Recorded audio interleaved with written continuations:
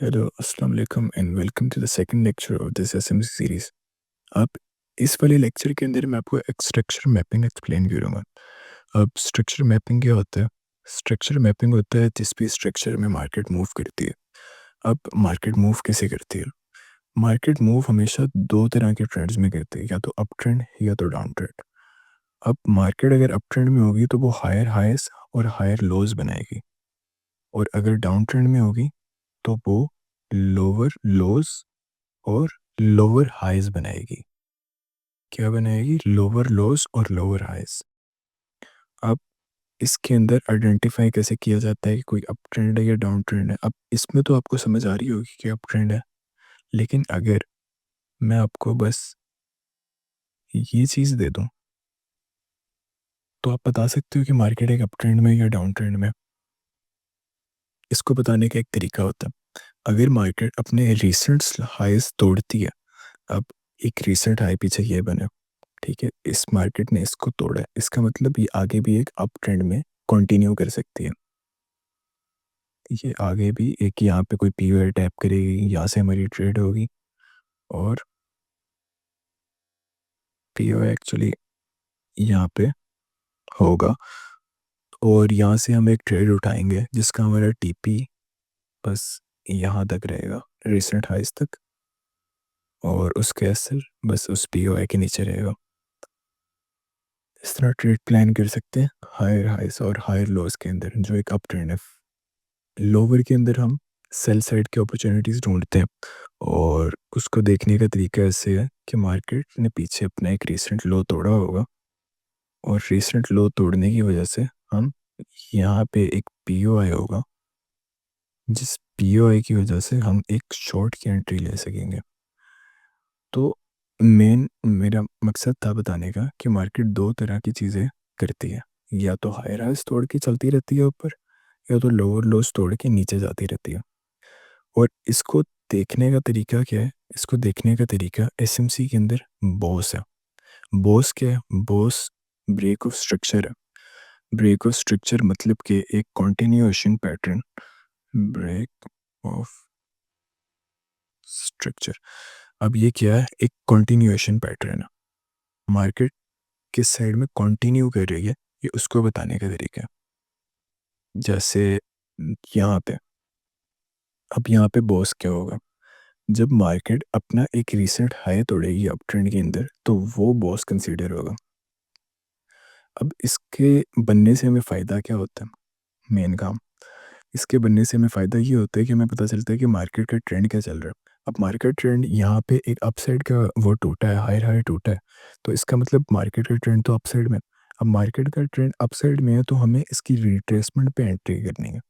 जब एक पूरा लेग बनता है और उस लेग के अंदर क्या होता है, इस लेग के अंदर है इतनी ज़्यादा ग्रीन कैंडल्स होंगी। मैं अभी आपको इसको एक्चुअल मार्केट में जाके भी एक्सप्लेन करूँगा, वहाँ पे यू विल अंडरस्टैंड बेटर।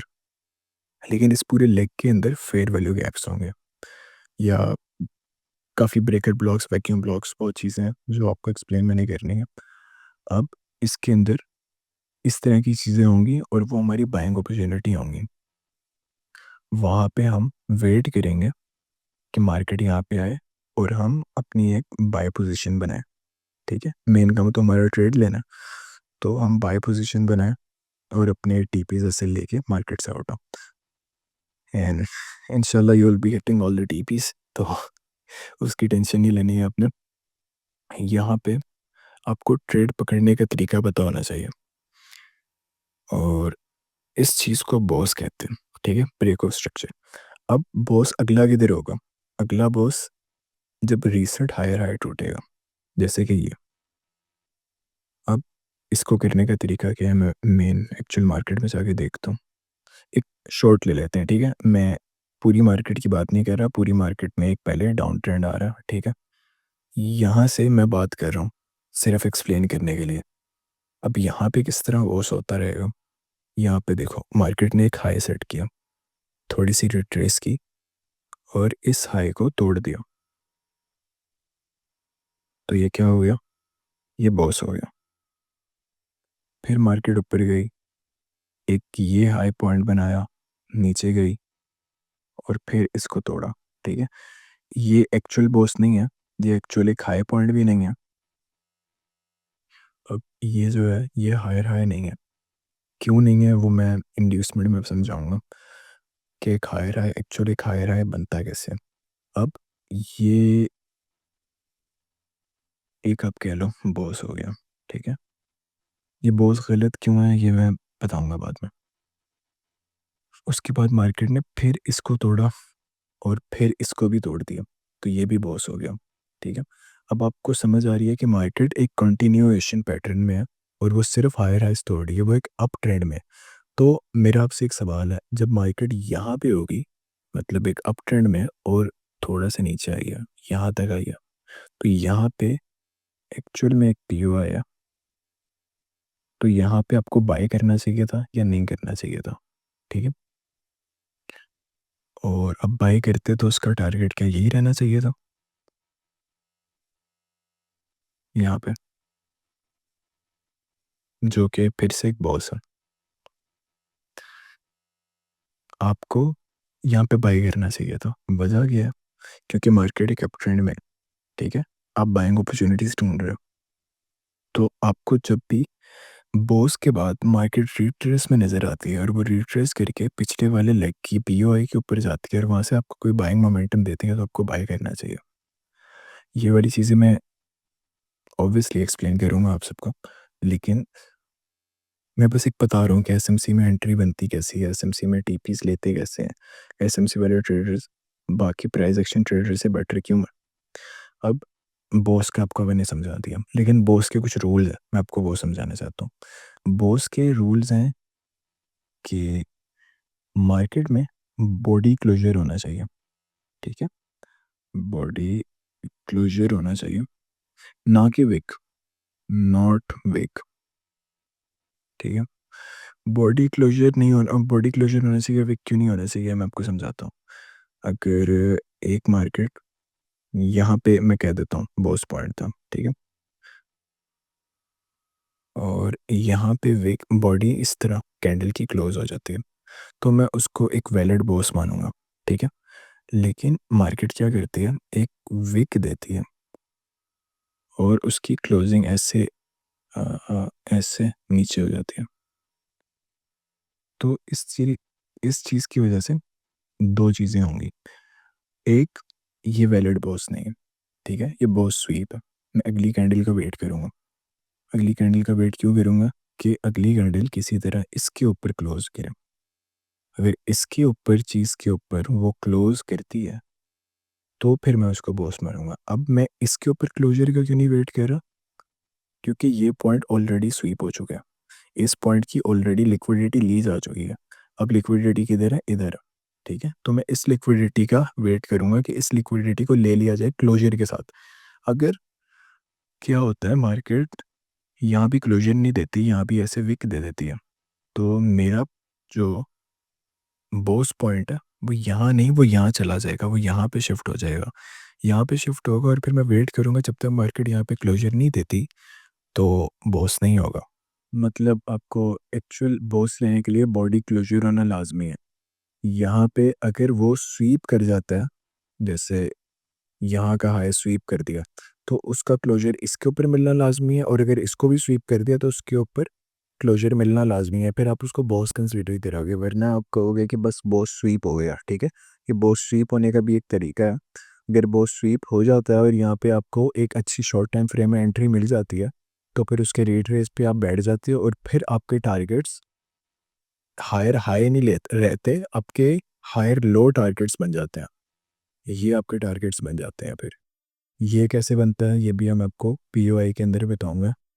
इसके अंदर बस आप ये समझो कि एक स्ट्रक्चर कैसे बनता है। आपने एंट्री की और इन चीज़ों की टेंशन नहीं लेनी, ये मैं आपको बताऊंगा, ये साथ साथ आपको समझ आएगी।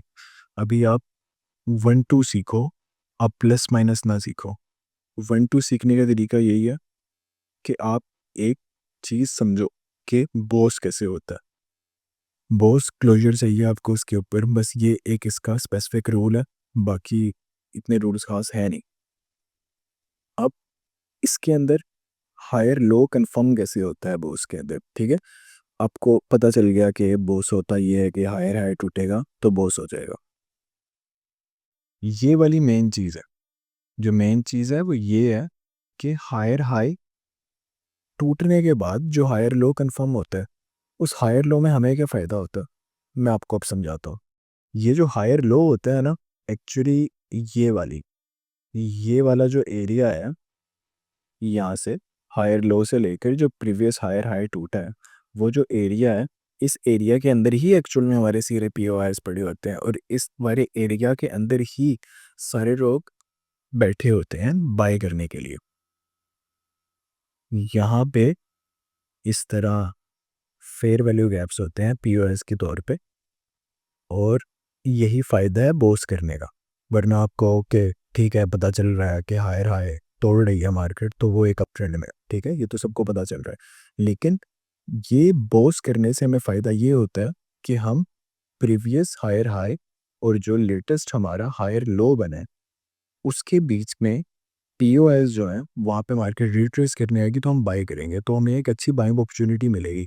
वरना अगर आप यहाँ से बाई कर लेते हो, ठीक है, यहाँ से नीचे आ रही है, आपको और रिट्रेसमेंट में आगे बाई कर लेते हो तो वो और नीचे जा रही है, आपको एक अच्छी बाइंग अपॉर्चुनिटी नहीं मिली, आपने एक बकवास बाइंग अपॉर्चुनिटी लिया।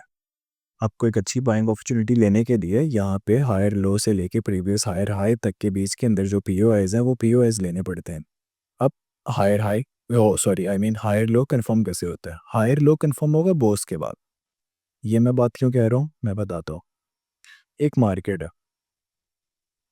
अब उसने बोस नहीं किया, बात किधर है, ये रहा। ओके, एक मार्केट है, अब ट्रेंड में जा रही है, ठीक है। अब वो यहाँ पे आती है, यहाँ पे, यहाँ पे, यहाँ पे, ठीक है, और अभी वो हायर हाई तोड़ नहीं रही, इस चीज़ को तोड़ा नहीं है। तो जब तक वो यहाँ पे रहती है, तो आप में से बहुत सारे लोग कहेंगे कि हायर लो कंफर्म हो गया, ये रहा हायर लो, ठीक है, ये हमारा हायर लो है और ये हायर हाई है। लेकिन अब मार्केट क्या करती है, मार्केट यहाँ चली जाती है, तो आपका हायर लो फारिग हो गया भाई, ये तो आपका हायर लो से नीचे चलेगी मार्केट। ये क्यों हुआ? ये इसलिए हुआ क्योंकि आपने हायर लो पहले ही मार्क कर लिया, वो हायर लो है ही नहीं।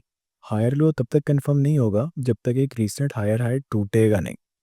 अब आप कह सकते हो कि भाई ये जो है ये लोएस्ट पॉइंट है, ठीक है, तो आपने तब तक हायर लो कंफर्म नहीं करना जब तक आपका रीसेंट हायर हाई टूट नहीं जाता। ये बोस है, ठीक है, अप ट्रेंड। अब सेम कंडीशन जो होती है वो एक डाउनसाइड मार्केट में होती है। जब मार्केट एक डाउनसाइड में होती है तो वो लोअर लो और लोअर हाई बनाती है। ये रहा लोअर लो, ये रहा लोअर हाई, और ये लोअर लो टूट गया जिसकी वजह से ये लोअर हाई कंफर्म हो गया, ठीक है। ये हो गया बोस, एक डाउन ट्रेंड में बोस ऐसे होता है।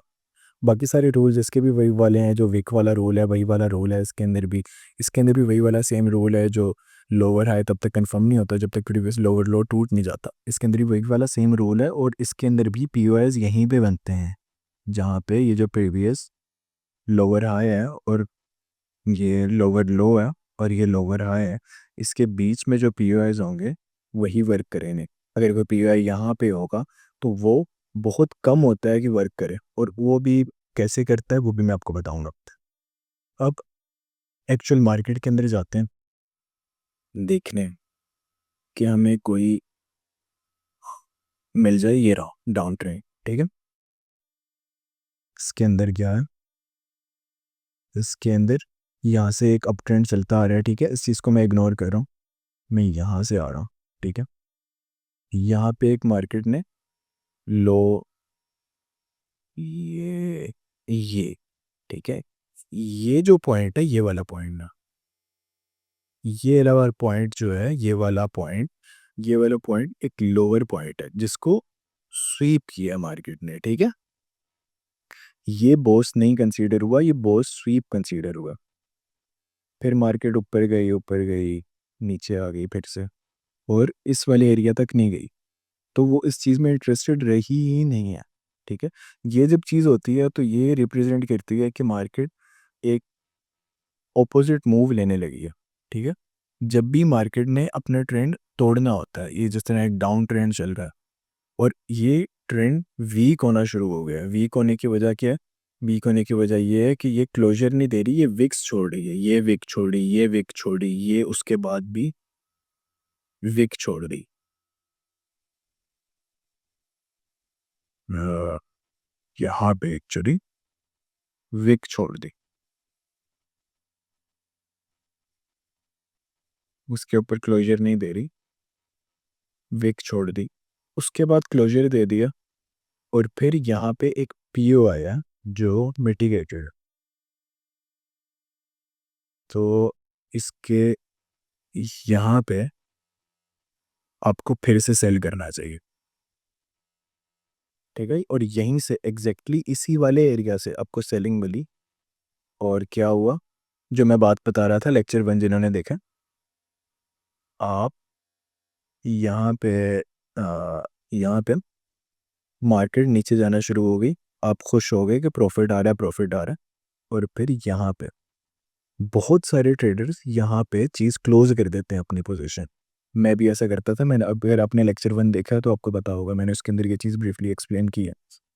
उसके बाद एक्चुअल मोमेंटम आता है मार्केट में, जो जिन्होंने क्लोज की होती है उनको दुखी करने के लिए, और जिन्होंने होल्ड रखी होती है वो रोला डाल रहे होते हैं, hold is gold, hold is gold, what.